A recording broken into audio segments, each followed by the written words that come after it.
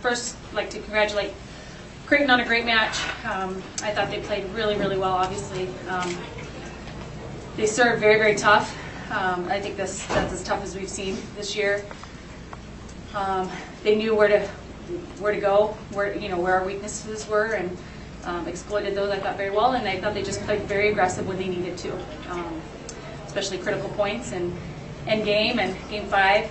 They just played very aggressive and didn't act like a team that was here for the first time. So I think, congratulations to them and their program. I'd also like to just say a little about these two. Vic and Moss, I think, are two of the best players in the country. I know they're really disappointed in this match, but we talked about locker room. The only reason we're disappointed is because we raised the bar so high. When you've had the kind of seasons we've had over the past few years, anything less than that is disappointing. So they got us there. We've been the Elite 8. They brought us to the Sweet 16, and of course they're so disappointed in this. But they're the players that brought us to that point in the first place and raised the bar for Iowa State volleyball. I thought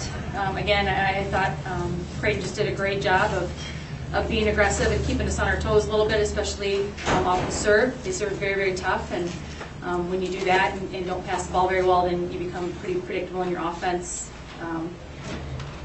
They just had really even production from a lot of players from them offensively, and dug a lot of balls at the end of the game and stayed aggressive. So I thought that was probably the difference in the match. But still very proud of our team. We kept fighting. We could have folded quite a bit earlier than that, and I thought we kept fighting until the end. So I'm proud of how they hung in there. All right, questions? Christy, for you first, I guess. You guys outdug them by, I think, 30 and had a higher hitting percentage. I mean, did it feel like that out there? Was passing that big of a... I think when the scores get lopsided, those games we won 25-16, 25-19, that can sometimes distort the stats a little bit. It didn't. You could tell that Creighton would get on a roll, and you didn't feel like it was neck and neck. Sometimes they would just get in a really good rhythm, but then we did as well in games 2 and 4. Even though the stats overall are pretty close. I think sometimes the way you play at particular times in the match, particular critical points, say in game 1, when it's 24 all, how you play, aggressive or not, can mean everything, and it doesn't matter if you're hitting 500 to 200. If you're aggressive in those couple points, that can be the difference. So I thought they just did a really good job of playing aggressively when they needed to play hard. John Naughton from the Des Moines Register. If I get each of the players to kind of say in your own words what it's been like to go through this journey of playing for Iowa State and finally ending your career in the NCAA Tournament. I had an awesome 4 years, making to the tournament every year and making it far. I just think Iowa State was an awesome place, and the great coaches and great teammates, and I've had the best 4 years that I could.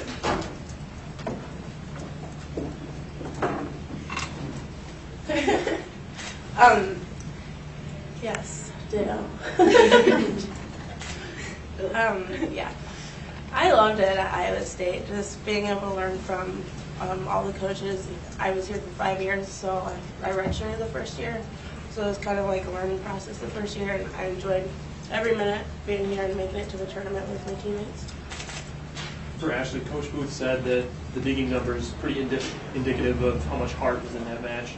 Can you talk about how important the emotion was in a match, especially the one that goes to 5 sets? I think emotion is a big part of this match. You could tell we fought hard all 5 games, and we just didn't get lucky at the end. Victoria, you finished with 26 kills, 235 hitting percentage. Did it feel like they were getting more balls up than other teams you play, or was it pretty much the same as normal? They dug a lot of balls, so... Yeah. For both of you as the senior leaders of this team, what did you guys tell the team afterwards in the locker room? It was a little quiet and kind of sad in the locker room. So, I mean, we didn't really get a chance to say much, but I'm sure we will. Charles Harmon, Minnesota Sports Recorder. This is from Victoria. Could you speak a little bit about, if you had a chance to think about your legacy that you're leaving, being one of the few black females to play volleyball on the collegiate level? Can you ask that question? Okay, have you thought a little bit about your legacy as one of the few black female volleyball players that plays college volleyball? I mean, I look back and I think that, yeah, I had a good 4 or 5 years. I mean, as far as being black, I mean, I guess I'll look at it as if maybe some people don't know, I guess, Iowa State or just the state of Iowa as far as African American. I didn't really know the state of Iowa.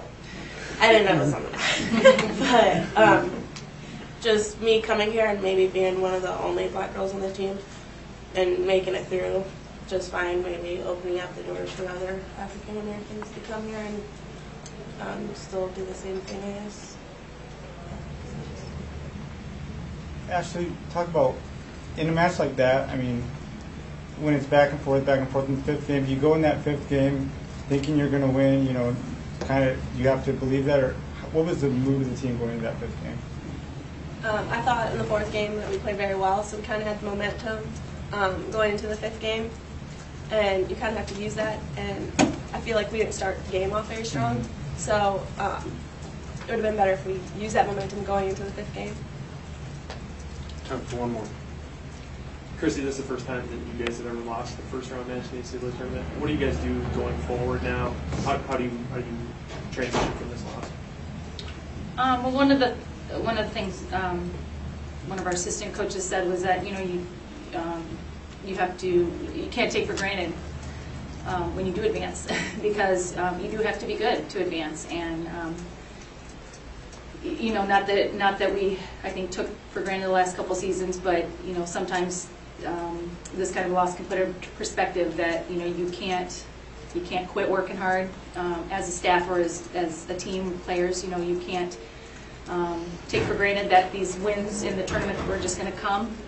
That you have to keep improving, and a lot of people told me it's easier to get to the top than to stay at the top and maintain. So we've got to continue to work very hard and fight to get back there, and not take for granted that it's just going to happen because we're Iowa State or because we've done it before. That we're going to have to keep at it and keep working to get to that next level. Thank you very much. Congratulations on a great season.